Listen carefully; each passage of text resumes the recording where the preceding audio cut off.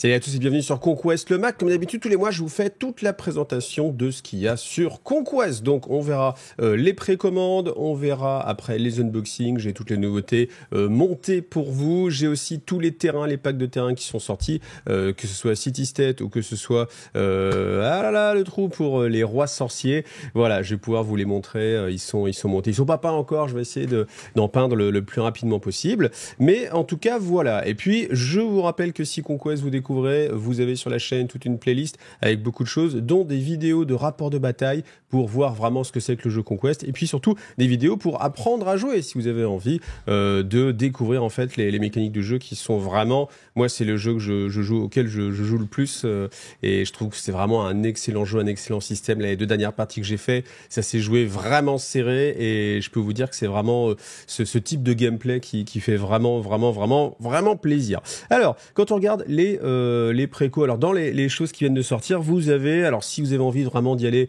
à fond, vous avez les bundles d'armées qui font 2000 points avec une armée bien sûr qui est jouable pour un budget qui est bien sûr plus intéressant que si vous vouliez prendre tout forcément séparément. Donc ça va tourner entre 400 et 540 un peu pour les plus gros lots, avec vraiment le tontor pour les Wadrons. C'est vraiment un énorme kit. Donc voilà, ça peut être une bonne solution si vous êtes sûr de vouloir vous lancer dedans, parce que vous faites une économie qui est quand même assez énorme. Et puis voilà, comme ça vous donne un peu le budget pour avoir une vraie armée de 2000 points. Vous voyez, donc si on compare par rapport à d'autres jeux, typiquement du Games Workshop, honnêtement, c'est vraiment beaucoup moins cher du Games. Mais bon, alors revenons ensuite sur les précos. Alors dans les précos, on va commencer avec les Fish Gnome Mystery Pack. Donc c'est des figurines pour rigoler, pour la collecte. Voilà, donc là vous avez une boîte. Dans cette boîte, vous ne savez pas ce que vous allez avoir, mais vous allez avoir un de ces 4 petits fiches gnomes. Donc il y en a un qui est plus pour les 100 royaumes, vous voyez, avec en mode cavalerie, un pour les spires, un pour les rois sorciers, et puis un pour les city state. Voilà, donc c'est au hasard, sachant que dans ces paquets-là, pour chacun des 4 types de fiches gnomes, vous avez 10 versions qui sont rouges. Donc si vous les récupérez, vous aurez un cadeau. On ne sait pas encore ce que c'est exactement, mais vous aurez un cadeau à Noël. Et il y a une version verte. Donc j'imagine que la version verte, c'est encore forcément les plus rares, qu'il n'y en a qu'une. Puis voilà, ça va être la surprise, sachant que si vous avez envie, c'est vendu par 8 directement avec une économie, parce que là, vous voyez, c'est 25. Donc, si vous faites 25 x 8, voilà, ça fait 200. Donc, du coup, là, vous en avez 8 pour 184. Alors, c'est quand même un budget. C'est bizarre, en fait, comme type de packaging. Je pense que ce qui aurait pu être sympa, c'est peut-être proposer vraiment un pack de 4 où vraiment vous achetez les 4, vous êtes sûr d'avoir les 4. Je trouve ça rigolo d'avoir le côté un petit peu surprise, mais au final, peut-être que, je sais pas, donc on verra. Je sais pas si ça se vendra bien ou pas comme produit, mais en tout cas, je trouve que c'est sympa de proposer autre chose. Et en fait, vous voyez, il y a souvent des choses autour et qui sont pas que des figurines de jeu. Et en tout cas, ça, par contre, je trouve ça vraiment génial, qui est ce côté.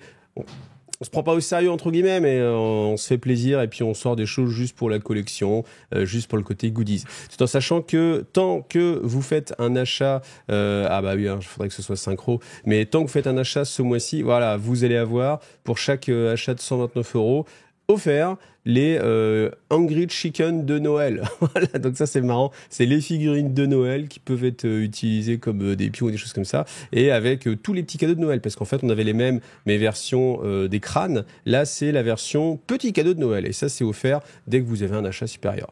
Ça aussi, grosse promo sur le Tontor, la Drum Beast, hein, donc vous économisez 50 €, ce qui est quand même assez énorme, parce que c'est un quart du prix de la bestiole, tout en sachant que c'est cumulable avec la promo IGTV, le code IGTV que vous rentrez qui vous donne en plus 10% de remise. Donc tout ça c'est plutôt pas mal. Même si vous voulez l'abomination, alors, elle a été refaite, hein, je vous l'ai déjà présentée dans une vidéo, mais en tout cas, voilà, elle existe, là, elle est mise en promo, sans doute que le kit va disparaître, hein, comme c'est un kit plastique, c'est un peu bizarre d'avoir les 2 abominations encore disponibles, donc voilà, ça va être sans doute remplacé. Ensuite, on a 3 sorties pour les Wadrons, donc moi j'attends ça avec impatience, parce que les Wadrons, c'est mon armée.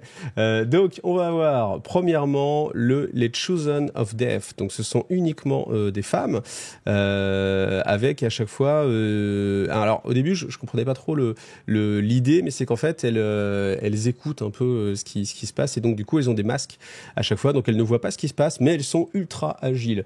Donc ça, c'est toujours un petit peu un délire de fantasy. Vous voyez, à chaque fois, elles ont des masques comme ça. J'avoue que moi, j'aurais bien aimé qu'ils nous laissent peut-être un peu la possibilité quand même d'avoir des têtes nues. Alors après, est-ce qu'on va pouvoir peut-être, si on a des pièces, des Raptor Riders, parce qu'on a des femmes qui sont sur les Raptors et il y a plusieurs têtes, est-ce qu'on peut récupérer ces têtes-là pour les échanger, pour mettre là, parce que moi j'aime bien un peu la simplicité parfois, et là c'est gros masques, ça fait un petit peu alors c'est dans la thématique hein, forcément, mais ouais, ça fait des têtes un petit peu bizarres hein, quand on regarde comme ça. Au début j'ai pas bien compris ce que c'était, et puis voilà, les interchanger, ça peut être toujours un petit peu sympa pour faire aussi un peu de variété. Mais en tout cas voilà, une nouvelle unité dans la série des Chosen. On avait les Chosen of Conquest, maintenant les Chosen of Death. Ensuite, on a, alors ça c'est la version du Predator monté. Avant c'était uniquement une série limitée de, je ne sais plus combien il y avait d'exemplaires, je crois qu'il y avait 700 exemplaires, peut-être 600 exemplaires, 400, je ne sais plus. Mais c'était très difficile à avoir, surtout qu'elle était plus disponible maintenant, donc c'était quelque chose qui coûtait très cher sur le net en occasion, qui était très dur à trouver. Forcément, hein, c'est un exemplaire numéroté. Et donc, pour pouvoir les jouer, eh bien là, ils la ressortent en résine. Alors c'est pas le même modèle, ce qui fait que bah forcément, si vous avez l'autre, vous avez quand même envie d'avoir celle-ci. Donc on a de nouveau ce personnage là, de ce Predator sur une bestiole. Et maintenant, même en termes de liste d'armées, il y a une entrée Predator montée. Il y a l'option toujours de pouvoir avoir le Brood, donc c'est une option pour monter en fait une figurine. Après voilà, on peut imaginer que ça, si vous changez un petit peu la tête, ce genre de choses, hein, ça peut passer pour un Chieftain monté ou ce genre de personnage, pour essayer de faire des listes un peu plus différentes. Donc voilà. Ça, donc là, par contre, ce n'est pas numéroté, c'est-à-dire que c'est pas un nombre d'exemplaires fini. Ce sera une figurine résine, mais voilà, vous en avez tant que, enfin, il y aura pas de limitation. Et la plus grosse sortie que je vous avais teasé, c'est le Colt. Et le Colt, en fait, il est vraiment immense. Je vous ai fait une vidéo short, je vous remets le lien. Tiens, je sais pas si on peut faire des liens pour les shorts, mais je vais essayer, je vais vous mettre le lien vers la vidéo short pour voir un peu l'envergure de la bestiole. Il est énorme. C'est énorme comme bestiole. On se rend pas forcément compte. Voilà. En plus là, pour le coup, la peinture, je critique souvent la peinture studio pour le manque de lisibilité que ça peut avoir sur les figurines. Là, pour le coup, là, ça c'est over the top. Hein. Là, je trouve que la peinture, elle est sublime. Les couleurs ici, là, sur la crête du Colt, vous voyez, il y a deux têtes différentes. Les ailes. Waouh, là, clairement, la figurine, elle me donne vraiment envie. Surtout qu'en plus, en termes de jeu, il a l'air assez fort. Je trouve qu'il est plutôt pas mal. On peut jouer pas mal. C'est un monstre médium, donc ça arrive assez tôt dans la partie. Ça vole, donc ça peut passer par-dessus les régiments ennemis. Ça tire. Franchement, c'est plutôt pas mal. C'est une belle figurine. Voilà. Alors après, le truc, c'est voilà le transport. Moi, la version que j'ai vue, c'était la version résine. Donc, je ne sais pas s'il y aura une tige transparente pour le porter, si ce sera une tige de couleur ou pas, on verra. Mais en tout cas, voilà, ça vous fait une très grosse figurine. Et puis, elle va être en plastique, donc ça c'est quand même assez cool. Et puis voilà, vous avez aussi deux versions. Vous avez la version montée avec, enfin, il y aura toujours un personnage dessus. Mais il y en a une qui est un Warlord, enfin un boss, et il y en a un autre qui est juste la version du Colt classique, voilà, qui est un petit peu moins forte. Mais vous pouvez faire une liste vraiment à thème avec les Colts, et puis même en jouer jusqu'à... Je crois qu'il y avait une liste qui tournait avec jusqu'à 7, on pouvait en mettre jusqu'à 7 dans sa liste d'armée. Donc si vous voulez vraiment avoir un truc volant qui en impose.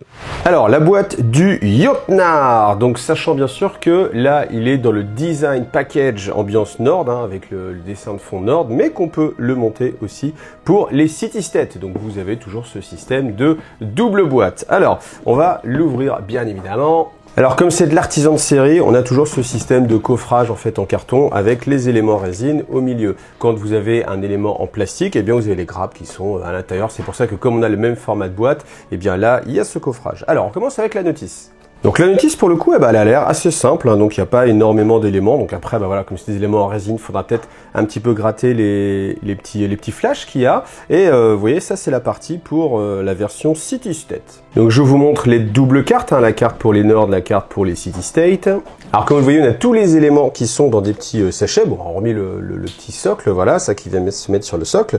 Donc ça vous fait, les éléments sont un petit peu protégés. Je vous montre un peu le torse pour que vous puissiez voir la sculpture, et puis après le mieux ce sera de vous montrer monter. Donc là, comme ça, vous pouvez apprécier la profondeur de la gravure. La gravure, je trouve vraiment très très bien. À chaque fois, ça, il n'y a pas de souci. Vous voyez, en fait, toutes ces petites écritures, là, on les voit bien ressortir.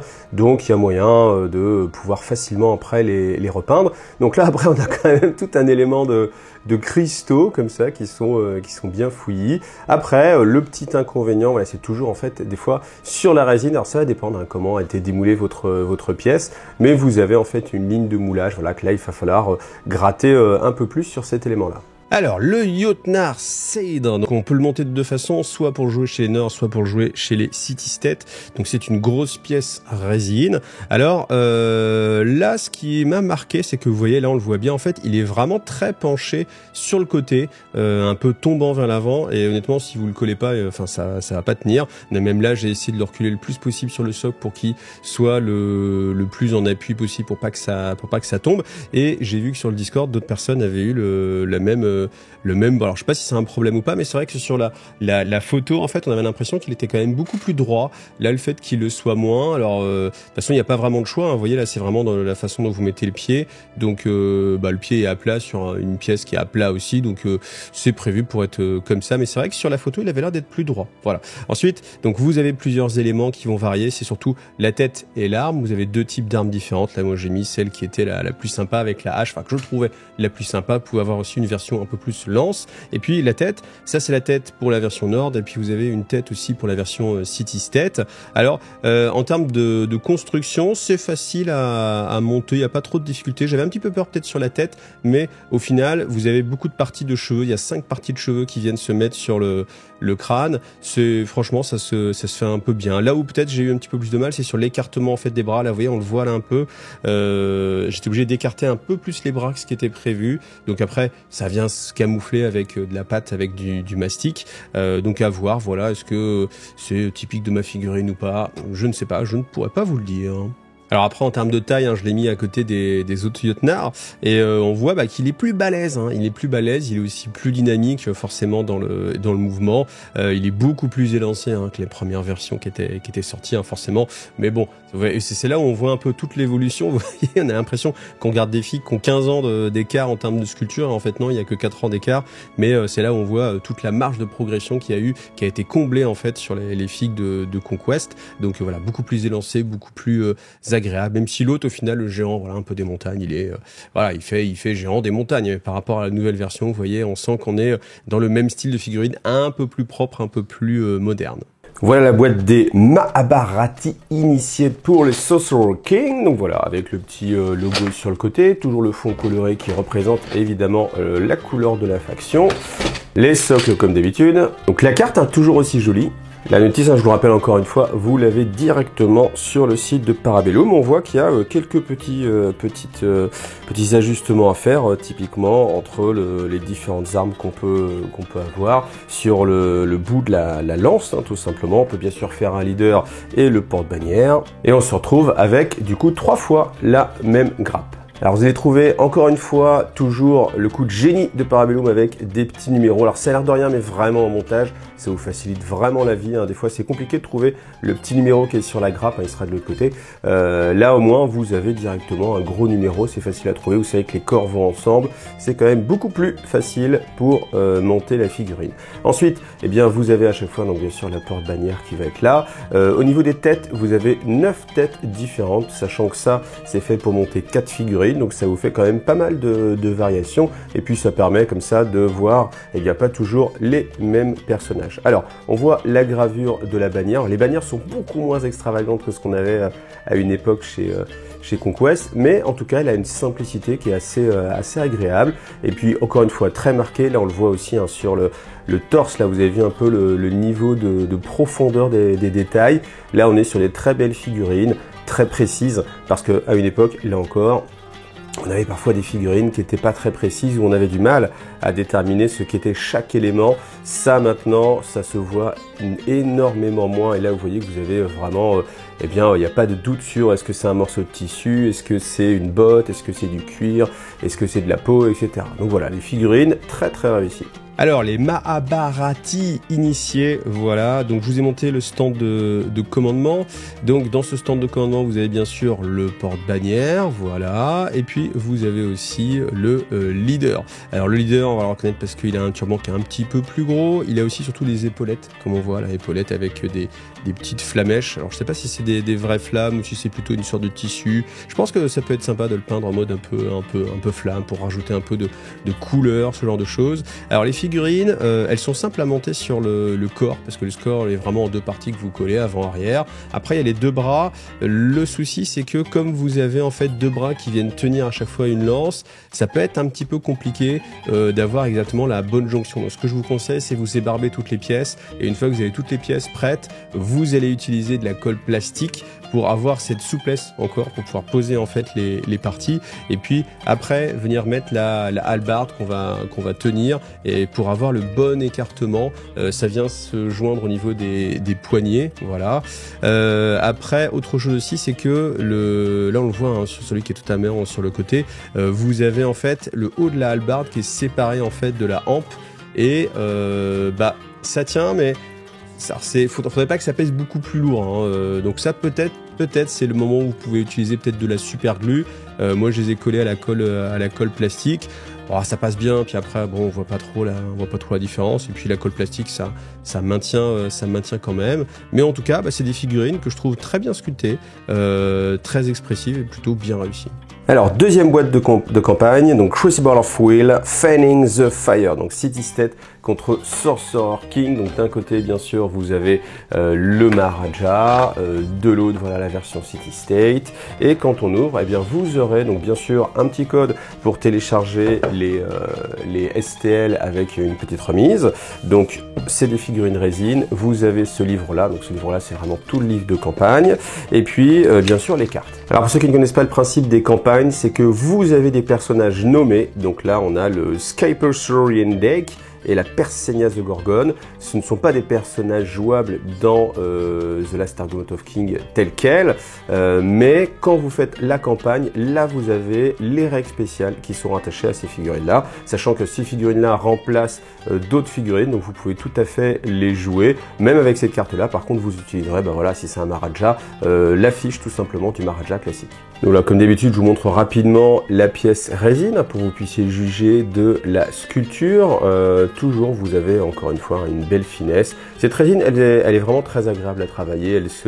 Elle se taille bien, ça se gratte bien aussi, donc c'est pas mal. Après, vous avez toujours, vous voyez, la petite ligne de moulage. Ça peut être plus ou moins embêtant, mais ça dépend du hasard en fait, parce que suivant le moule que vous allez récupérer, la façon dont la figurine a été retirée, etc. Du coup, des fois vous allez la voir, des fois vous n'allez pas la voir. Donc c'est une petite question de chance. Et voilà, la Gorgone. Alors pour ceux qui se posent la question, et pourquoi elles ne sont pas faites en plastique? Parce que faire un moule d'injection plastique, c'est extrêmement coûteux.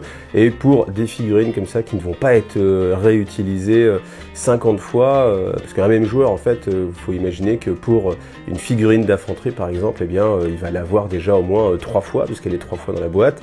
Il va sans doute jouer plusieurs fois le régiment, donc forcément, tout le monde va en acheter beaucoup. Alors que forcément, si vous êtes sur de la petite pièce comme ça, avec un général, un personnage, eh ben, on n'a pas forcément besoin, déjà on va en prendre qu'un seul, et tout le monde ne va pas forcément le prendre, donc faut que ce soit en résine pour minimiser les coûts. Mais bon, en tout cas, vous avez encore une fois une très belle pièce, hein. J'aime beaucoup la sculpture, très élancée, donc on verra évidemment une fois qu'elle sera complètement montée. Je vous montre ça juste après. Alors, je vais vous montrer un peu le livre de campagne. Donc vous avez bien sûr un petit discount sur les STL. Ensuite, vous avez 46 pages, ce qui commence à faire. Donc dans un premier temps, on va vous présenter l'univers. Donc vous avez le lieu de la campagne, un peu ce qui se passe, que ce soit pour les City State ou les Sorcerer King, voilà. Donc vous avez que ce soit pour The Last Argument of the King ou pour First Blood, les stats un peu spécifiques de chaque personnage. Vous voyez, donc c'est vraiment des règles différentes par rapport aux règles qu'on aurait classiquement pour tout simplement Maharaja ou ce genre de choses. Alors je crois que c'est un rage en plus, c'est pas Maharaja, c'est un rage, voilà. Donc là, la petite carte de campagne pour savoir où ça se passe. Donc là, vous voyez, c'est quand même très très présent, hein. Donc c'est vraiment, si vous aimez le lore, si vous avez envie de vivre quelque chose avec un ami, typiquement, c'est une campagne formidable. C'est aussi une bonne façon peut-être de se lancer dans le jeu parce que vous allez vivre dès le début une aventure et ça va vous guider aussi sur les unités que vous allez pouvoir monter et peindre. Et puis ça peut vous donner aussi la petite impulse pour pouvoir peindre vos figurines parce que bon, c'est vrai que à chaque fois que vous avez une nouvelle partie, vous allez dire tiens, il faut absolument que je peigne telle unité.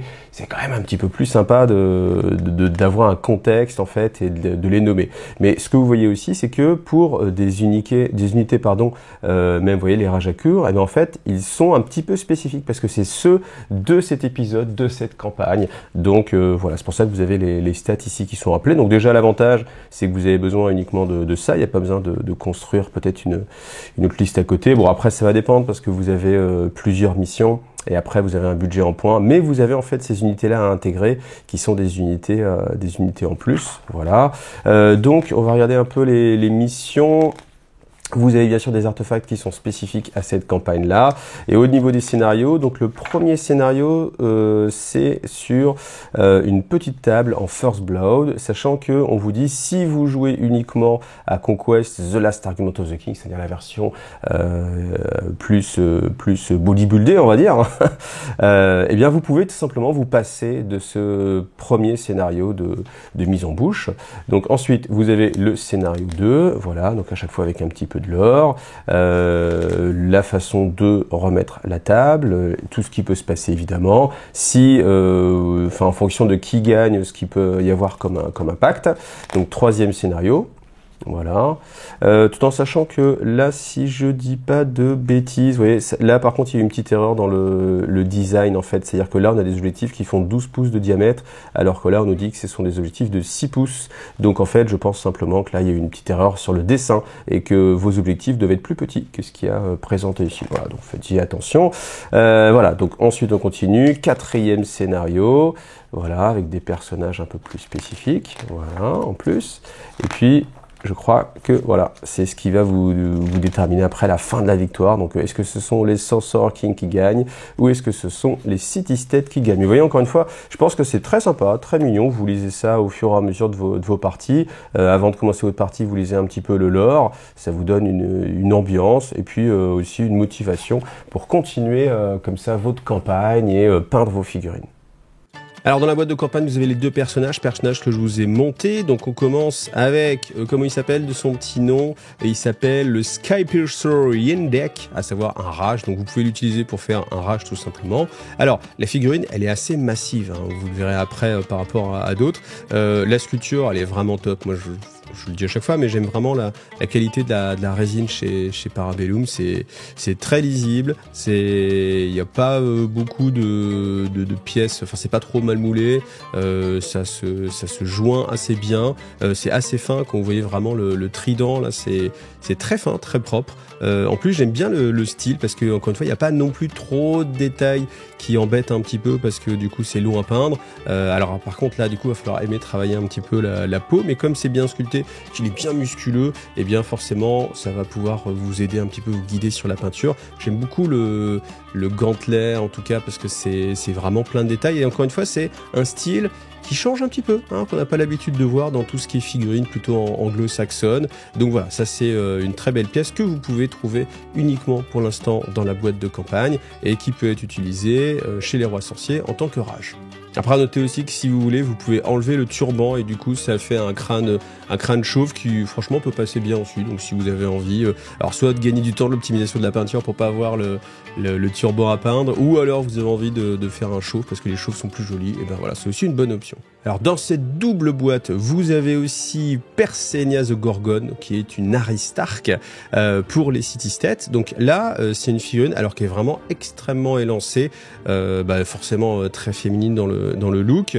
On va voir après une comparaison de taille. Je vous ai fait une comparaison de taille par rapport à d'autres figurines, et en fait elle est vraiment très très grande. Alors comme elle est sur la pointe des pieds, vous le voyez, donc ça je trouve ça bien parce que je trouve ça très élégant comme ça, marcher sur la pointe des pieds, ça augmente encore en plus sa stature. Donc elle a une lame qui part un petit peu dans les cheveux, hein, vous voyez, donc c'est normal si elle a ce côté là. Vous avez les serpents dans les cheveux. La sculpture elle est très propre, franchement, encore une fois c'est très marqué, très anguleux, donc ça permet d'avoir voilà, un montage qui est déjà facile, hein, pas de soucis sur le montage, et puis pas de soucis aussi sur la lecture de la figurine. Des fois, quand on est sur la peinture, on peut se poser des questions en se disant qu'est-ce que c'est que cette partie-là? Est-ce que c'est un tissu? Est-ce que c'est un morceau de bras? Est-ce que c'est de la peau, etc.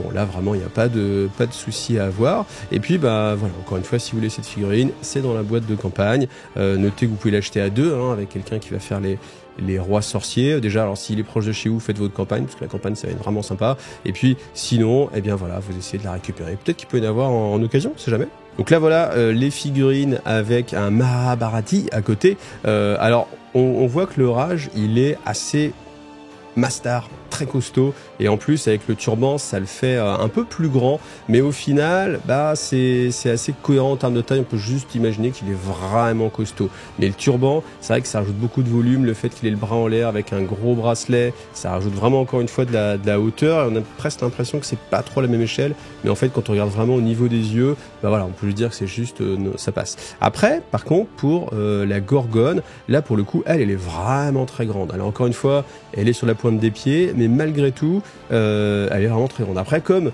c'est une créature un peu mythologique, voilà, je sais pas si dans la mythologie c'était reconnu que les Gorgones étaient des créatures très grandes ou pas. J'ai pas l'impression que ce soit un trait caractéristique, hein. Bon, au-delà du fait qu'elles aient des cheveux en serpent, mais en tout cas là voilà, vous avez cet aspect-là. Donc la figurine est assez élégante. Moi c'est une figurine que j'aime beaucoup, et en tout cas qui va bien ressortir dans votre faction, parce que forcément comme elle est un peu plus grande, elle va toujours plus attirer un peu l'attention. Et voilà, on en reste là pour Conquest le mag. Moi la semaine prochaine je vous fais un rapport de bataille, en tout cas je vais le jouer, donc ça va sortir courant décembre j'espère. Ce sera du 2v2, comme ça vous permettra de voir comment ça se joue quand on est à deux de chaque côté. Il y a des petites variations de règles, mais en tout cas voilà, ça permet de jouer comme ça une partie multijoueur. Ça peut être très bien si vous avez envie de vous lancer dans le jeu, parce que vous avez envie de jouer à 2000 points, vous n'avez pas encore les 2000 points, vous êtes plusieurs à vouloir vous lancer, vous voulez apprendre en même temps, et voilà, vous partagez comme ça une armée. Ça vous permet de vous mettre le pied à l'étrier. Et puis il y a aussi une autre façon d'apprendre à jouer, c'est aussi d'aller en tournoi, parce que les tournois pour l'instant, alors certes il y a des joueurs qui sont assez compétitifs, mais aussi beaucoup de joueurs qui débutent, donc c'est une bonne façon d'apprendre les règles. Moi je sais que j'avais fait que 2 ou 3 parties avant de faire mon premier tournoi, et j'ai vraiment énormément appris, parce que en tournoi on apprend énormément, parce que vous êtes avec des gens qui savent jouer la plupart du temps. Il y a un arbitre si vous avez envie de poser des questions et avoir les réponses, et ça vous permet vraiment de vous éclairer sur comment on peut jouer avec les bonnes règles, parce que des fois dans son cadre de joueur on va avoir tendance peut-être à faire des erreurs qui vont personne ne va les corriger, puis on va pas relire les règles, et puis on va se dire ok on sait jouer, et puis à un moment donné vous allez non en fait ça se jouait pas comme ça, donc voilà. Donc n'hésitez pas vraiment à aller sur un tournoi. En plus comme le jeu est assez récent, il y a toujours une bonne ambiance, il n'y a pas encore une ultra scène compétitive avec que des gros tournoyeurs. Il y a aussi beaucoup de joueurs. Je pense que la part de joueurs qui débutent, qui sont là juste pour faire des parties, elle est quand même assez grande par rapport à d'autres jeux qui sont là depuis plus longtemps, parce que quand on joue depuis plus longtemps, forcément on a plein de joueurs autour de soi, donc on n'a pas forcément le besoin d'aller en tournoi pour faire des nouvelles parties, des nouveaux joueurs, etc. Donc faut en profiter pour se lancer dans le jeu. Voilà. En tout cas, merci à vous d'avoir vu cette vidéo. Comme d'habitude, je vous rappelle, vous avez le code promo EGUITV si vous avez envie de vous faire plaisir sur la boutique en ligne avec moins 10%. Merci à Parabellum encore une fois de m'avoir envoyé toutes ces figurines pour que je puisse vous les montrer. J'espère que ça vous a plu et que ça vous a donné envie. Allez, à bientôt. Salut à tous.